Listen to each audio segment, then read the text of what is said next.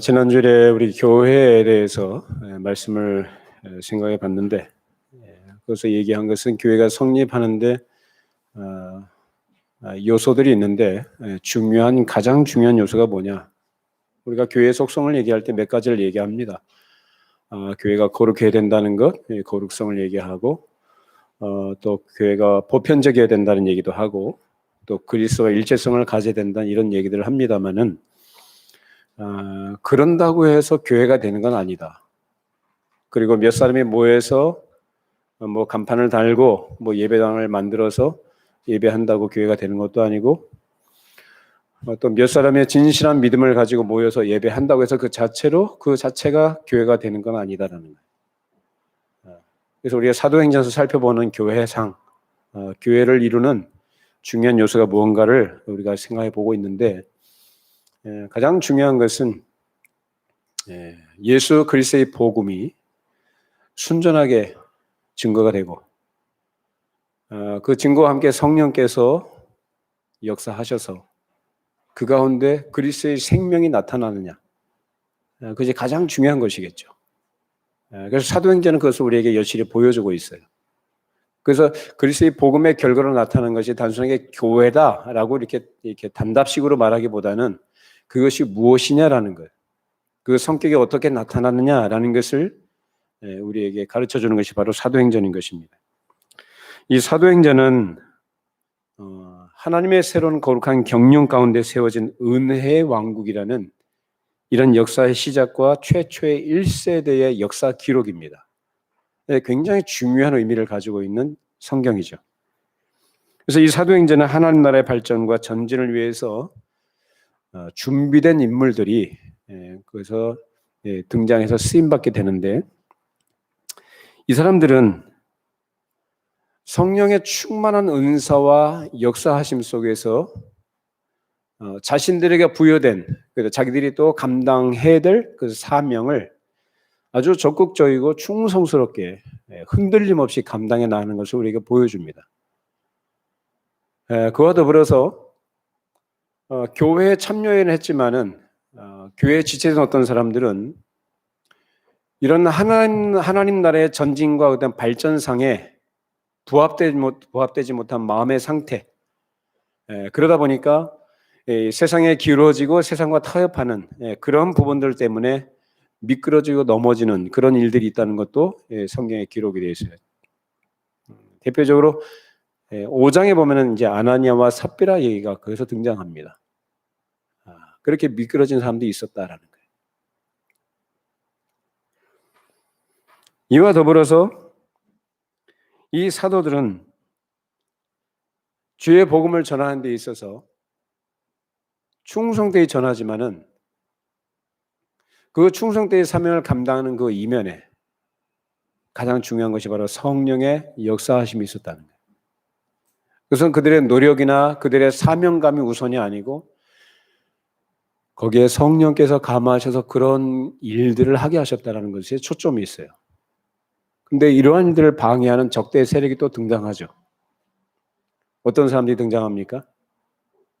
대표적으로 유대인들이 등장을 하게 되는데, 여기에서 이 유대인들은 그 사람들이 문제가 아니고 그 이면에 역사하는 세력에 의해서 조종되고 그들의 지휘를 받아서 움직이는 사람들이었다는 거예요. 사도행전에서 우리가 그걸 주의해서 봐야 됩니다. 그래서 흑암의 세력이 이 사람들을 지배를 하고 아주 질서 있게 아주 효과적으로 이 일들을 진행해 나가고, 그럼에도 불구하고 사도들은 그런 것에 의해 굴하거나 좌절하거나 절망하지 않고 굳건하게 성령의 능력과 인도하심, 성령의 역사하심 속에서 세상과 타협하거나 양보함이 없이 오히려 그러한 시대와 그런 사상들을 거슬러서 역류해가는 그러한 모습들을 우리에게 보여줍니다.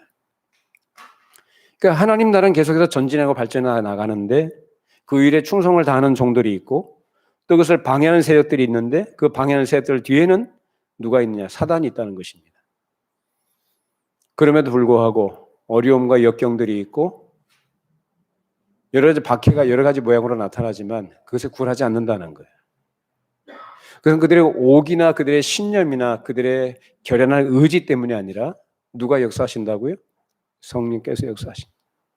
사도들 또 주의 종들을 또는 빌립이나 또 스데반이나 이런 사람들을 성령께서 충만하게 역사하셔서 그들을 그렇게 그러한 그릇으로 사명하신 것처럼 그것을 반대하는 적대의 세력들이 나타난 본인 현상은 인간들이었지만 그 인간 이상의 어떤 존재, 흑암의 세력이 이 역사 속에서 강하게 그것을 방해하고 적대를 해왔다라는 것입니다. 그럼에도 불구하고 그러한 반대와 적대 세력 속에서도 하나님의 역사와 그 나라는 도도하게 끊김이 없이 계속 흘러갔다라는 것이 사도행전이 우리에게 보여주고 있는 내용들입니다. 그래서 이러한 사도들이 또 하나님의 종들이 그 복음을 증거하는 하나님 나라를 증거하는 일에 헌신할 때에 그 이면에서 역사하셨던 성령께서 얼마나 강하게 역사하셨는지, 그래서 인격적인 성령께서 그 일들을 발생하게 하시고 그 일을 주도하셨다는 것을 사도행전이 아주 강하게 주장을 하는데 모두 한 70여 회 정도가 등장을 해요. 다른 어떤 성경에서도 그렇게 나오지 않아요. 근데 사도행전 유독 이 성령께서 그렇게 역사하셨다는 내용들을 그렇게 많이 증거하고 있습니다. 자, 이렇게 사도나 거룩한 사명을 받은 주님의 종들이 자기의 사명을 그렇게 수행함으로써 나타난 열매가 무엇으로 나타났냐? 첫째는 무엇보다도 신약의 교회요, 신약의 교회의 일원이 된 교인들, 즉 성도들이 그 생활 가운데서 하나님의 은혜의 왕국의 어떠함을 나타냈더란 말이에요. 이게 분명하게 나타납니다. 그러니까 예수를 믿고, 즉 거듭나서 예수를 믿고 하나님의 은혜에 참여하게 된 하나님의 백성들의 어떠함이 그들의 생활을 통해서 나타나더라 그 말이에요. 그래서 생활을 통해서 보여지는 증거는 뭐냐? 하나님 나라는 이러한 것이다 라는 걸 드러내는 거예요. 우리가 예수 믿고 신앙생활 잘했더니 이렇게 복을 주셨다, 뭐 형통하게다, 기도 이런 게 아니고 하나님 나라가 어떠한가를, 그 하나님 나라의 발전상을, 은혜의 왕국이 어떠하다는 것을 그들의 생활을 통해서 나타내게 되었다는 거예요. 그와 더불어서 이런 사실들 앞에 그것을 또한 반대하고 적대하는 사실들이 아주 강하게 활동하게 되는데 그 적대자가 바로 유대인들이에요. 그뿐만 아니라 데메드리오, 또 사도들을 돌로 치고 박해하는 유대인들이었든지, 또는 여러 에피큐리안이라든지 스토아 학파들이든지 이런 사람들이 아레오파고에서 바울과 토론하다가 사도 바울을 비웃고 조롱하는 그런 적대감들, 이런 것들이 인간들이지만 그 적대의 본질에는 반드시 사단의 역사가 있었다는 것이 성경이 증거합니다. 에베소서 6장 12절 말씀 읽어보십시다. 우리의 씨름은 혈과 육을 상대하는 것이 아니요 통치자들과 권세들과 이 어둠의 세상 주관자들과 하늘에 있는 악의 영들을 상대함이라. 그래서 예나 오늘이나 마찬가지입니다. 이것이 교회가 처해 있는 현실이고 성도들이 늘 당면하고 있는 문제들이에요.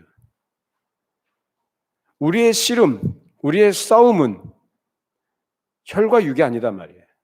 사람이 아니다라는 거예요. 누구다라고요? 한마디로 얘기하자면 공중 권세 잡은 마귀다. 그 마귀가 아주 조직적으로 질서 있게 그리고 효과적으로 역사하고 그들을 지휘해서 자기가 원하는 것을 지금 이루려고 활동하고 있다는 것입니다. 그래서 이들은 인간의, 우리가 살고 있는 시간과 공간에 구애받는 존재가 아니에요. 그것을 초월을 해서 그 적대적 행위를 그렇게 계속 해나가고 있는데, 만일 어떤 한 인간이라면, 예를 들어서 유대인들이 그렇게 했다라고 한다면 유대인들 당대로 그것이 끝나야 됩니다. 인간이 어떤 적대 행위를 했다면 그 사람이 살아있는 동안만 그걸로 끝나야 되는 거예요. 그런데 어떻게 해요? 같은 성질의 박해와 그런 공격들, 그런 방해가 쭉 계속적으로 한 세기 동안 이어진다든지, 적어도 30년 한 세대를 계속해서 한 세력이 움직인다면 그것은 인간 이상의 초연한 세력의 지휘와 역사 가운데 나오는 것이며 분명한 것입니다. 그래서 사도행전에 나타나는 이런 일들을 우리가 주위에서 봐야 됩니다. 왜냐하면 그것이 하나의 전범이 돼서 1000년이든지 2000년 동안이든지 계속해서 일어나기 때문에 그렇습니다. 그것은 오늘날도 마찬가지예요. 시대가 과거와는 많이 달라지고 환경이 달라지긴 했지만 거기에 따라서 이 사단도 변화무쌍하게 가장을 하고 역사합니다. 사도행전에 그런 모습들이 분명히 나타나는데 그럼에도 불구하고 사도행전의 기록은 하나님의 크신 경륜인 이 새로운 은혜의 왕국이 성령님의 역사와 인도로 중단이나 좌절이 없이 능력 있게 전진하고 있다는 것을 아주 분명하게 보여주고 있습니다. 오늘날까지도 하나님의 나라는 그렇게 전진해 가고 있는 줄로 믿습니다. 변함없이요. 세상이 아무리 타락하고 악해져도 하나님 나라를 대적하고 적대하는 그런 세력들이 준동을 해도 하나님의 뜻은 흔들림 없이 하나님의 계획은 진행되고 있다는 것입니다. 이제 오늘 우리가 살펴봐야 될 본문에 나타난 이 오순절 사건은 주후 50년에 일어난 사건이죠. 이 오순절이라는 것은 6월절로부터 50일째 되는 날이란 뜻입니다. 그래서 예수님께서 돌아가신 그때부터 50일 만에 온 그날은 예수께서 50일 전에 돌아가신 비참한 사실과 흑암의 세력이 도도하게 준동했던 것에 비교하면 아주 강한 대조가 될 만큼 굉장히 찬란한 영광의 시작일이었습니다. 왜냐하면 거기에서 신약의 교회가 시작된 거거든요. 언제요? 오순절에. 신약의 교회가 거기서 시작이 되고 거기에서 하나님의 새로운 경륜이 시작되었다는 것입니다. 이런 말씀을 잘 들어보세요. 여러분이 이 말씀을 이 오순절이라는 것과 신약 교회가 시작이 된 것 이것이 무슨 의미를 가지는가? 그래서 성령께서 강림하시는 것으로 신약의 교회가 시작했다 단순하게 이해하지 마시고 왜 하나님께서 이 일을 계획을 하셨고 계획을 따라서 이 일을 하시게 되었는가라는 거예요. 그걸 여러분이 잘 이해하셔야 돼요. 그것을 이해하기 위해서는 창세기로 거슬러 올라갈 필요가 있습니다. 우리가 잘 알죠, 창세기. 창세기에 뭐가 기록이 되어 있습니까? 하나님께서 천지를 창조하신 것부터 기록이 되어 있죠. 그래서 인류를 창조하시는데 거기에 거룩한 목적이 분명히 있었다는 거예요. 아담은 하나님께서 세상을 창조하시고 자기를 그 형상을 따라 지으셨을 때 거기서 분명히 어떠한 목적이 있다는 것을 알고 있었고 어떻게 그것을 유추해 볼 수 있느냐 하면 이 사람은 오늘날 우리가 하나님과 교제하는 건 비교가 안 될 정도로 직접적으로 하나님과 접촉하고 계시에 접촉했던 사람이에요. 그렇기 때문에 하나님께서 왜 세상을 창조하셨는지 자기를 왜 그의 형상을 따라 지으셨는가 그 거룩한 목적을 분명히 알고 있었던 것이죠. 그렇기 때문에 그는 그 거룩한 목표를 향해서 올라갔어야 되는 것입니다. 물론 아담의 그 당시 생명 자체는 고귀한 것이었지만 더 고귀한 수준으로 올라가서 오늘날 우리가 이미 예수 그리스도 안에서 얻고 있는 이 영원한 생명을 받았어야 되는 것입니다. 그리스도 안에서 우리가 받은 이 생명은 임시로 하나님께서 정하신 것이 아니라 만세 전에 이미 오래전에 창조하시기 전에 미리 정해 놓으신 것이었습니다. 그래서 아담도 그것을 받아야 되던 것이고 그것을 받도록 하시기 위해서 하나님께서 아담을 계약하에 두셨습니다. 그 계약이라는 것은 우리가 잘 알고 있죠? 선악과의 금령이에요. 그 의미는 이 선을 좀 넘지 말라. 넘지 말아야 될 선을 지켜라. 그것이 바로 선악과예요. 근데 아담이 어떻게 했습니까? 그 계약을 깨뜨리죠. 그 선을 넘어버렸어요. 그리고 타락해버렸습니다. 자, 그러면 이것으로서 하나님의 계획이 좌절되느냐? 하나님은 그런 분 아닙니다. 하나님은 절대적이고 완전하신 분이기 때문에 그가 가지고 계신 구상과 계획은 차질 없이 진행되어야 하는 것이죠. 그러므로 하나님께서는 첫째, 죄로 인해서 범죄한 것으로 인해서 죄와 흑암에 들려 있는 사람을 건져내시고 그 죄책을 면제해 주시고 그 죄의 세력을 벗겨주실 뿐만 아니라 거룩하고 아름답고 새로운 생명의 나라에서 발전해 나가는 위치에 놓아두시려고 하셨습니다. 회복입니다. 인간이 범죄한 것으로 인해서 타락하고 죄 아래 갇혀진 그를 하나님께서 다시 회복시키시기 위해서 구원 계획을 가동하십니다. 그것을 위해서 오신 분이 예수님이시죠. 이 세상에 오신 예수 그리스도의 속죄의 죽음과 또 그로 인한 거룩한 생명을 부어주신 이 사실을 사람의 세계에서 경영하시기 위해서 그 나라를 인류 역사 위에 세우시고 그 나라를 다스려 가시는 그 역사를 이루신 것입니다. 거기에서 하나님께서 사람에게 계시를 주셨고 사람이 하나님의 그 크신 경륜을 깨닫고 점점 더 알아가는 것에 따라서 그 나라의 깊은 내용을 좀 더 분명하게 본질적으로 점점 드러내 주시는 것입니다. 어디에서요? 인류의 역사 속에서. 그래서 계시는 점점 더 발전해 간다고 합니다. 어떤 씨앗이 땅속에 심겨지면 그것이 싹이 나서 점점 자라서 큰 나무가 되죠. 무성해지죠. 역사가 그런 것입니다. 인류의 역사도 처음에는 미미하고 보잘것없는 것으로 시작을 하지만 점점점 발전해가면서 무성해지는 거예요. 계시가 그렇게 된다라는 것입니다. 그래서 하나님의 계시는 인류 역사의 시간의 흐름 속에서 하나님께서 역사 속에 어떻게 일하시는가 그런 것들을 보여주고 더더 분명하게 하나님이 일하신 것을 증거하고 드러내고 우리에게 약속하신 것을 또 성취해 가시는 과정들을 우리에게 가르쳐주는 것입니다.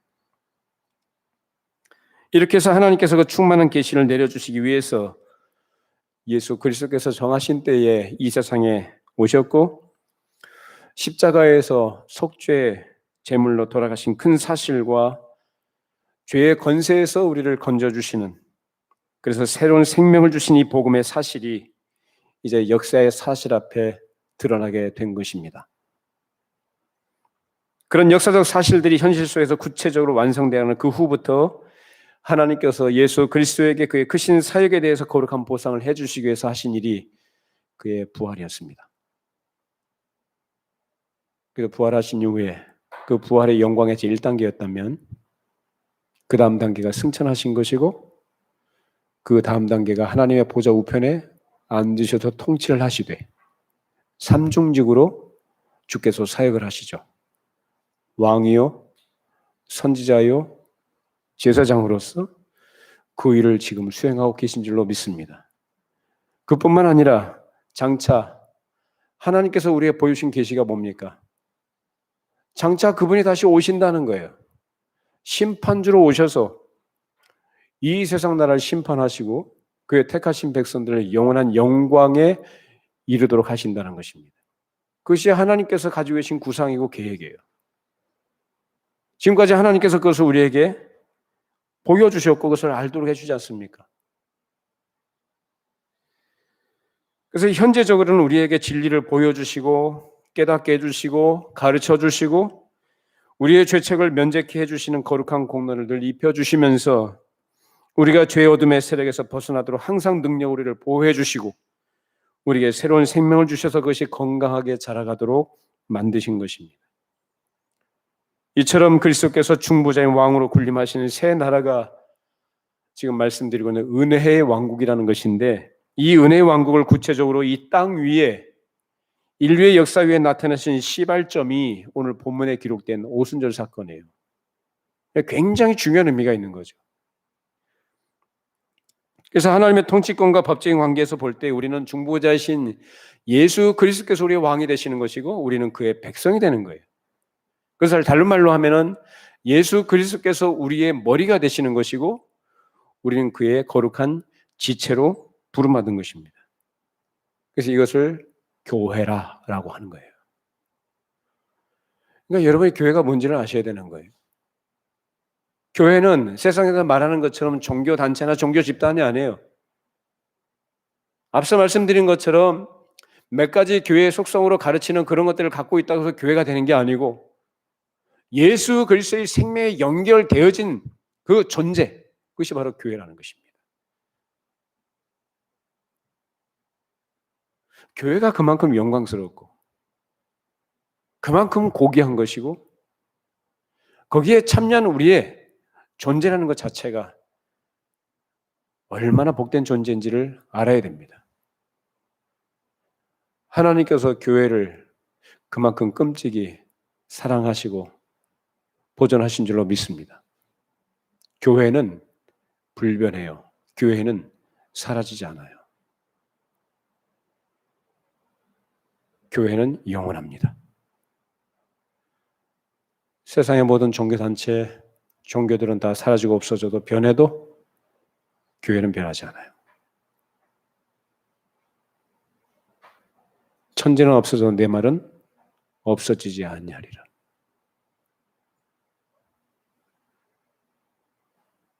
교회는 그리스도의 생명에 연결된 존재들입니다. 이것을 교회라고 말할 때에 물론 과거에도 교회는 존재했죠. 구약에. 스데반 설교할 때 구약의 이스라엘을 광야교회라 그렇게 표현합니다. 그러나 그런 구약의 교회와 여러 가지 많은 다른 그런 성격의 교회, 그것이 바로 신약의 교회인데 그 신약의 교회가 시작된 날이 AD 50년의 오순절 사건인 것입니다.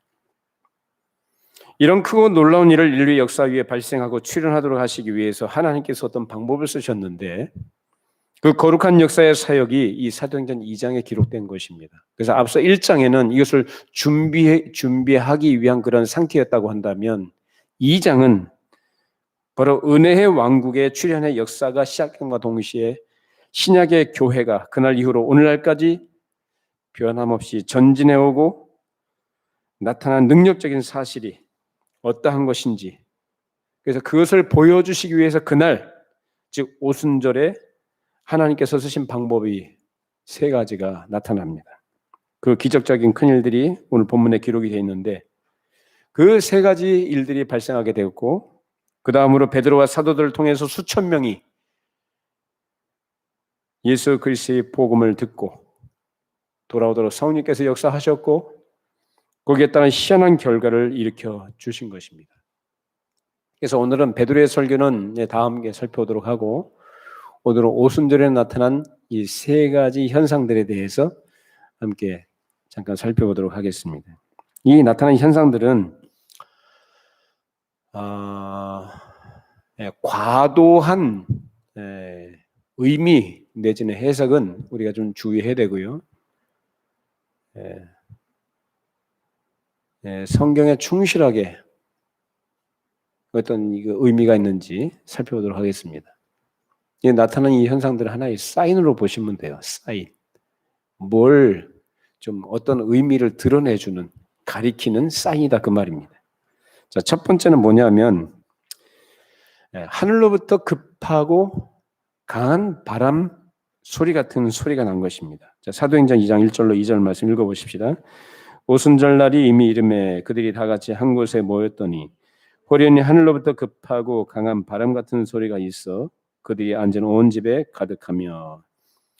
자, 급하고 강한 무슨 태풍 같은 소리인지 모르겠어요. 그런데 그런 특이한 소리가 예루살렘 성전에 모여 앉아서 그동안 기도에 힘써온 이 120명의 제자들의 모임 가운데 하늘로부터 강하게 임했다는 것입니다. 그래서 이 소리가 굉장히 특이하고 강한 소리였기 때문에 아마도 그 예루살렘에 있던 많은 사람들이 소식을 듣고 이것이 무슨 소리인가 싶어서 아마 그 소리의 근원을 찾아 나왔던 것이죠. 그래서 수많은 사람들이 자기 집에 가만히 있지 못하고 그 소리가 어디서 나는지를 찾기 위해서 결국 찾아 나서게 된 이런 곳이 어디였느냐? 바로 이 120문도가 모여있는 그 자리였습니다. 그 많은 사람들이 모여서 120명의 문도, 즉 제자가 있는 곳으로 이끌어오는 이 신비한 효과를 이 소리가 가지고 있었던 것입니다. 그래서 사람들이 이 소리를 듣고 온 거예요. 그리고 그 소리는 그 이후 계속해서 난 것이 아니라 그 사람들이 온 이후로 그쳤습니다. 그 소리는 그쳤어요. 자, 이것이 바로 첫 번째 사인이었고, 다음에는 이제 불의 혀같이 갈라지는 것 같은 모습들이 120명의 문도 위에 임했다는 것입니다. 사도행전 2장 3절 말씀 읽어보십시다. 마치 불의 혀처럼 갈라지는 것들이 그들에게 보여 각 사람 위에 하나씩 임하여 있더니.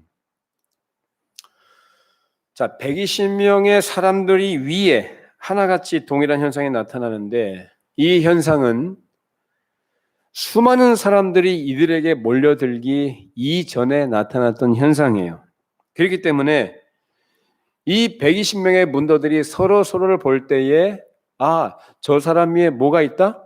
불의 혀같이 갈라지는 모습이 있네 라고 아는 거죠. 저것이 바로 성령 충만함의 하나의 어떤 증거라고 할 수 있습니다. 성령 충만함의 증거, 성령께서 강하게 임하셨다는. 그래서 성령의 충만한 사역이 나 자신뿐만 아니라 서로를 볼 때에 다른 사람에게도 누가 임했다? 성령께서 임하셨다라는 거예요. 그걸 알게 되는 거죠. 그리고 또 뭘 했어요? 각기 다른 언어로 뭘 했다고요? 성령의 말하게 하심을 따라서 말을 했단 말입니다. 그러니까 각 사람 위에 불의 혀같이 갈라지는 이 현상들이 보였고, 또 자기들이 배우지도 않았는데 뭘 했다고 그래요? 각기 다른 외국어로, 다른 말로 서로 말하는 것을 그 사람들이 그 현장에서 직접적으로 자기들이 서로를 보고 확인하게 된 거예요. 이게 무슨 의미가 있느냐라는 거예요. 훗날이라도 이거 잊어버리겠어요? 안 잊어버리겠어요? 여러분 같으면 이런 일을 경험해서 잊어버리겠어요? 안 잊어버리죠, 절대. 저분 위에도 그때 불의 혀같이 갈라지는 것이 있었지. 그리고 그래 다른 말로 우리가 말을 했었지. 그래서 성령의 충만함을 입었다는 분명하고 직접적인 증거로 확인할 수 있다 이 말이에요. 만일 이것이 없었다고 한다면 성령으로 충만함을 입었고 성령의 말하게 하심을 따라서 말했다고 하지만은 뭘로 확인할 거냐? 뭘로 확증할 수 있냐 이 말이에요. 아마 오랜 시간에 걸쳐서 그 사람을 관찰해야만 어떤 결론을 낼 수 있지 않겠어요? 근데 그럴 필요가 없이 그때는 누가? 성령께서 각 사람에게 임하셨고 충만하게 임하셨고 역사하셨고 그렇게 해서 뭐 하라고요? 그렇게 서로를 확인하면서 성령의 충만함을 입었다라는 것을 통해서 뭘 하라는 거예요? 서로를 인정해주고 존중해주고 서로 협력해서 교회를 섬기도록 그렇게 하셨다는 겁니다. 우리가 교회를 섬기는 거예요. 우리가 하나님의 일을 감당하는 것은 이런 성령의 감화하심과 능력에 입어서 하는 것인 줄로 믿으시길 바랍니다. 인간적인 생각이나 사람의 동기나 이해관계를 하는 게 아니라 성령의 감화하심과 역사하심으로 그 능력으로 하게 되는 것이 교회를 섬기는 일로 나타나는 거예요. 근데 여기 우리가 주목할 것이 모두에게 동일하게 불의 혀같이 갈라지는 게 임했다고 했어요. 모두에게. 근데 그 자리엔 누구 있었어요? 남자만 있었어요? 여자들도 있었죠. 갈릴리에서부터 쭉 예수님의 어떤 순환을 목격해왔던 그 갈릴리부터 예수님을 따랐던 사람들, 그 예수님의 어머니 마리아도 있었고, 그 여러 여자들이 있었다 이 말이에요. 근데 같이 남자들뿐만 아니라 여자들에게도 똑같이 성령께서 임하셨다. 차별 없이. 은혜의 왕국에서 남자나 여자나 차별이 없습니다. 모두 다 성령의 감화하심과 임재하심 속에 그의 역사하심 속에 동일하게 쓰임받는 그릇인 줄로 믿습니다. 그릇이죠. 그 사람의 능력과 그 사람의 어떠함이 증거되는 게 아니라 성령께서 쓰시는 그릇들이다 그 말이에요. 그러니까 복음이 증거된 곳에는요. 그래서 여자분들이 과거에는 많이 차별을 많이 받았어요. 그런데 복음이 들어가고 교회가 많이 세워지고 복음이 증거되는 곳에 이런 차별이 많이 없어집니다. 뭐 교회에서 그럼 목사님은 남자만 목사님이고 여자는 목사님이 되면 안 됩니까? 이건 차별이 아니고 이건 하나님께서 그렇게 세우신 질서예요. 일을 그렇게 맡겨주신 거예요. 자, 그러면 남자들의 특징이 뭐냐? 남자들은 여성보다도 섬세하지가 못해요. 종합적이고 전체적으로 그리고 진취적으로 그리고 조직적으로 그런 어떤 일들을 해 나갑니다. 힘을 써야 되는 일들이든지 아니면은 과감하게 무엇을 헤쳐나가야 되는 문제라든지 이런 것들은 주로 이제 남성적인 특성이 필요한 부분들이에요. 그렇게 남성의 특성과 어떤 기능을 그렇게 성령께서 감화하셔서 그렇게 쓰시는 것 뿐이고 여성들은 어때요? 그런 남자들이 미처 생각하지 못하는 부분들이 많거든요. 그러니까 남자들이 살피지 못하는 그런 세세한 부분들, 아주 세밀한 부분들, 아주 부드럽고 섬세한 그런 감각을 가지고 그런 객관적 시각을 가지고 그런 것들을 보고 그 부분들을 다룰 수 있다 이 말입니다. 이처럼 남자가 가지고 있는 특성과 여자들이 가지고 있는 특성들, 그것은 그 역할과 기능이 다른 것뿐이지. 그래서 그것들이 질서와 조화 속에서 하나님의 일을 이룰 수 있도록 그들을 성령께서 사용하신다는 것입니다. 이처럼 새로운 은혜의 왕국에서는 그 역사가 전개된 일들에 이 성령께서 감화하신 모든 사람이 어떤 차별도 없이 거룩한 그릇으로서 교회에 봉사하고 그렇게 쓰임 받는다는 것을 우리에게 가르치는 것입니다. 그러니까 우리가 교회에서 어떤 일을 감당하거나 어떤 역할을 할 때 성령께서 우리에게 감화하시는 대로 또 하나님의 뜻을 따라서 겸손함으로 서로를 인정하고 협력하면서 그런 아름다운 선을 이루어 나갈 수 있기를 바랍니다. 그것이 바로 성령이 임재하신, 그래서 성령이 내주하신 하나님의 백성들의 삶의 모습으로 나타난다는 거예요. 그 다음에 세 번째는 이제 다른 나라 말을 한 것으로 나타나는데, 자, 2장 4절로 13절 말씀 읽어보십시다. 그들이 다 성령의 충만함을 받고 성령이 말하게 하심을 따라 다른 언어들로 말하기를 시작하니라. 그때 경건한 유대인들이 천하 각국으로부터 와서 예루살렘에 머물러 있더니 이 소리가 나매 큰 무리가 모여 각각 자기의 방언으로 제자들이 말하는 것을 듣고 소동하여 다 놀라 신기하게 여겨 이르되 보라 이 말하는 사람들이 다 갈릴리 사람이 아니냐. 우리가 우리 각 사람이 난 것 방언으로 듣게 되는 것이 어찌 됨이냐. 우리는 바데인과 메데인과 엘람인과 또 메소보다미아, 유대와 갑바도기와 본도와 아시아, 부르기아와 밤빌리아, 애국과 및 구레네에 가까운 리비아 여러 지방에 사는 사람들과 로마로부터 온 나그네 곧 유대인과 유대에게 들어온 사람들과 그레데인과 아라비아인들이라 우리가 다 우리의 각 언어로 하나님의 큰 일을 말함을 듣는도다 하고 다 놀라며 당황하여 서로 이르되 이 어찌 된 일이냐 하며 또 어떤 이들은 조롱하여 이르되 그들이 세술에 취하였다 하더라. 자, 120명의 각 사람이 모두 다 성령의 충만함을 받고 성령의 말하게 하심을 따라서 각기 다른 언어로 말했다고 그래요. 알아들을 수 있는 외국어로 말을 한 겁니다. 알아들을 수 없는 이상한 소리를 낸 게 아니고 알아듣는 외국어예요. 여기에 지금 기록되어 있는 지금 자기가 난 곳으로 이제 얘기하고 있는 나라들만 얘기를 해도 15개국입니다. 여기에서 지금 수천 명이 모여든 거예요. 이 자리에. 그러니까 여기 120문도가 말하는데 이 사람들이 무슨 언어를 배웠어요? 뭐래요? 다 갈릴 사람이 아니냐? 그러면 어떻게 된 일이냐 이게? 어떻게 우리나라 말을 하지? 어떻게 저 사람들이 우리가 난 곳, 우리 출신국의 말을 어떻게 할 수 있느냐라는 거예요. 아주 소동을 하는 거죠. 아주 희한하게 여긴 거예요. 자, 그런데 이 사람들이 뭘 얘기했냐면은 각국 언어로 하나님의 큰 일을 말했대요.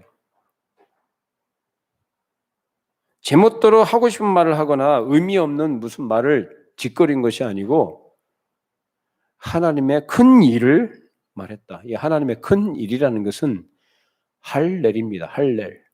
할렐을 한 거예요. 시편 113편에서 118편까지가 할렐인데 물론 다른 부분도 몇 군데 있습니다만은 이 시편 113편에서 118편을 이 사람들이 얘기한 거예요. 근데 113편에서 118편까지 주 내용이 무엇과 관련되냐면 애국과 관련된 내용들이에요. 하나님의 큰일이라는 것이. 그럼 하나님의 큰일은 뭐예요? 구약에서 하나님이 뭘 하셨다? 이스라엘 백성들은 어떻게 애굽에서 건져내신 거. 그 일과 관련된 일들이에요. 그것이 하나님의 큰 일이라고 얘기하는 거예요. 그러니까 이 내용은 유대인들이라고 한다면 일반적으로 모두가 익숙하게 잘 알고 있는 내용들이에요. 그러니까 하나님의 큰 일을 얘기한다라고 할 때 그 얘기를 하는 것으로서 이 사람들이 근데 어떻게 우리나라 말로 하느냐라는 거죠.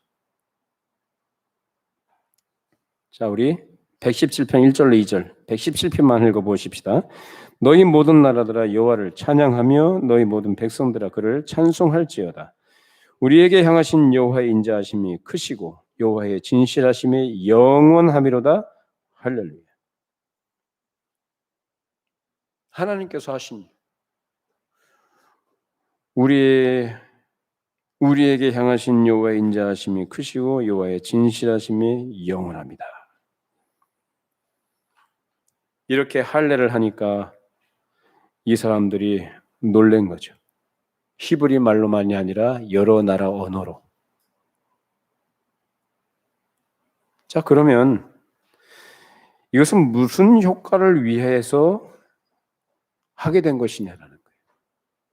자, 우리 7절, 8절 다시 읽어보십시다. 7절, 8절만. 다 놀라 신기하게 여겨 이르되 보라, 이 말하는 사람들이 다 갈릴리 사람이 아니냐. 우리가 우리 각 사람이 난 곳 방언으로 듣게 되는 것이 어찌 됨이냐. 이 말을 하도록 하기 위함이었습니다. 어떻게 이 사람들이 갈릴리 사람들이 어떻게 우리나라 말을 하느냐. 이 말을 하도록 하기 위해서요.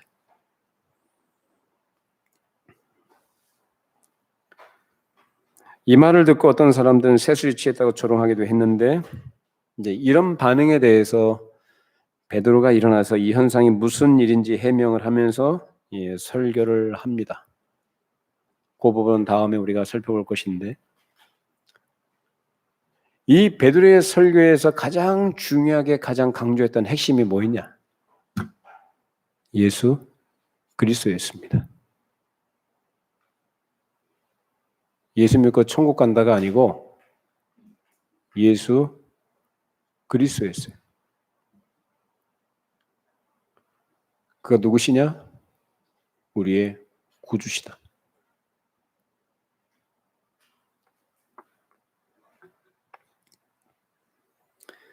베드로의 이 설명이 아니었다면 이 120문도가 각국 언어로 하나님의 큰 일을 말했다고 해도 결코 주 예수 그리스도의 순환과 부활과 그들이 예수 그리스도를 잡아 죽인 유대인의 한 무리라는 것을 그들이 알지도 못했을 것이고 느끼지도 못했을 겁니다. 그저 하나님의 큰 일, 뭐죠? 구약 얘기만 하는 거예요. 근데 베드로가 그 소리를 들은 사람들에게 이제 설명을 합니다. 그것이 뭐였냐? 설교예요. 복음을 얘기하는 거예요. 복음을 얘기할 때 우린 딴 얘기하면 안 돼요. 누구 얘기해야 되는 거예요? 예수 그리스도를 얘기해야 되는 거예요. 그 예수 그리스도가 왜 이 세상에 오셨고 오셔서 하신 일이 뭐냐? 그로 인해서 발생하는 우리에게 주어질 약속된 효과가 뭐냐? 이거 얘기해야 되는 거예요. 그래서 사도 베드로도 그것을 설명할 때 거기서 분명히 지적한 것은 뭐였냐? 그들의 죄를 지적했어요. 무슨 죄? 너희가 죄 없는 자를 잡아 죽였다. 분명하게 그 죄를 지적을 합니다. 자, 사도행전 2장 22절 24절 읽어보십시다. 이스라엘 사람들아 이 말을 들으라. 너희도 아는 바와 같이 하나님께서 나사렛 예수로 큰 권능과 기사와 표적을 너희 가운데서 베푸사 너희 앞에서 그를 증언하셨느니라. 그가 하나님께서 정하신 뜻과 미리 하신 대로 내준 바 되었거늘 너희가 법음자들의 손을 빌려 못 박아 죽였으나 하나님께서 그를 사망의 고통에서 풀어 살리셨으니 이는 그가 사망에 매여 있을 수 없었습니다. 베드로의 설계란 메시지가 들어있던 거죠.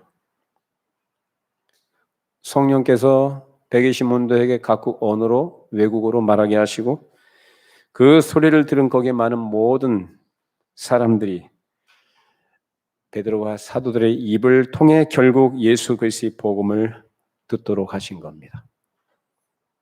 복음을 듣고 뭐 하라는 거예요? 회개하라는 겁니다. 회개해라. 그래야 산다. 회개해야 너희들이 하나님의 백성으로 살아간다. 회개해야 하나님 나라에 들어간다. 그렇기 때문에 바로 전까지의 특이한 여러 가지 사인들은 이 큰 무리가 이 복음의 메시지를 듣도록 하기 위해서 그들의 마음을 준비하시는 수단으로서 쓰신 것들일 뿐입니다. 그 이상도 그 이하도 의미가 없습니다. 이 모든 일들이 그때부터 시작된 이 새로운 은혜의 왕국의 계시의 선언이었고 성령님의 크신 역사가 이제 시작되었다는 신호로 주어진 것입니다. 그날 이후로 시작된 은혜의 왕국의 역사가 인류의 역사, 이 땅 위에서 지금 2000년 동안 진행되어 왔습니다. 그 가운데 그 시간 속에서 살다가 많은 사람들 가운데 하나님의 백성들이 교회로 부름을 받았고 은혜의 왕국 안에서 하나님의 통치와 다스림 속에 하나님의 영광을 알고 그 영광을 바라고 즐거워하는 사람들로 살다 갔습니다. 우리도 그들의 뒤를 따라가는 자들이고 앞으로 우리의 다음 세대가 또 그 뒤를 잇겠죠. 이 모든 일에 성령께서 역사하신 줄로 믿습니다. 우리가 잠깐 살다가는 짧은 인생을 살면서 우리가 무엇 때문에 살고 왜 사느냐, 무엇을 위해서 살아가야 되느냐. 우린 교회로 존재합니다. 교회는 그리스도의 생명체예요. 이 사실을 꼭 기억하시고 좀 더 깊이 오늘날 왜 성령께서 임재하시는데 불에 혀같이 갈라지는 게 안 보입니까? 그런 소리 하지 마시고 이상한 소리 하지 마시고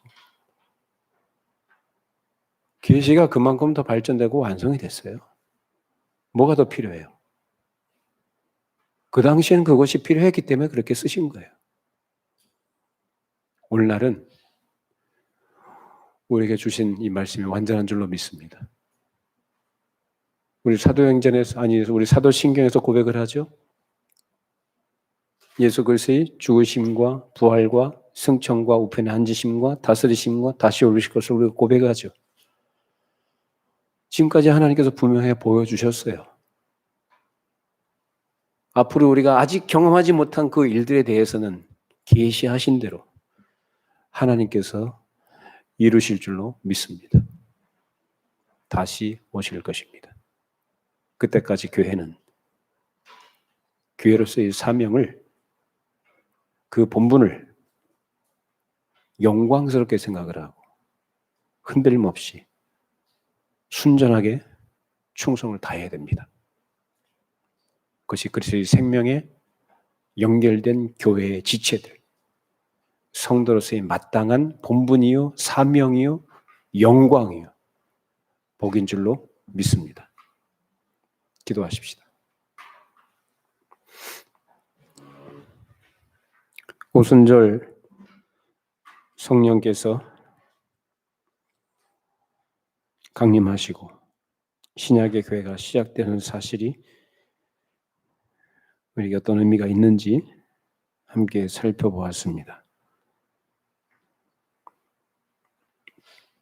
여러 가지 우리가 다 알지 못하는 부분들이 아직 많이 있지만 오늘 우리에게 함께 나누도록 하신 내용들 가운데 우리가 반드시 기억해야 될 부분들, 또 깨닫고 깨달음 받을 우리가 어떻게 교회로 살아가야 되는지를 깊이 새겨두게 해주셔서 주께서 다시 오시는 그날을 우리가 기대하고 대망하며 그때까지 이 땅 위에 펼쳐가시는 하나님의 은혜의 왕국을 우리가 증거하고 그의 왕국의 복됨을 누리며 기쁨으로 주를 섬기는 거룩한 교회로 주어진 사명을 잘 감당케 하여 주시옵소서. 우리 모든 성도들 한 사람도 이 일에서 부패하거나 낙오되지 않도록 성령으로 지켜 보존해 주시고 진리 가운데 이끄시고 진리 안에서 순결한 주의 백성으로 생활해 가도록 축복하여 주시옵소서. 예수님의 이름으로 기도합니다.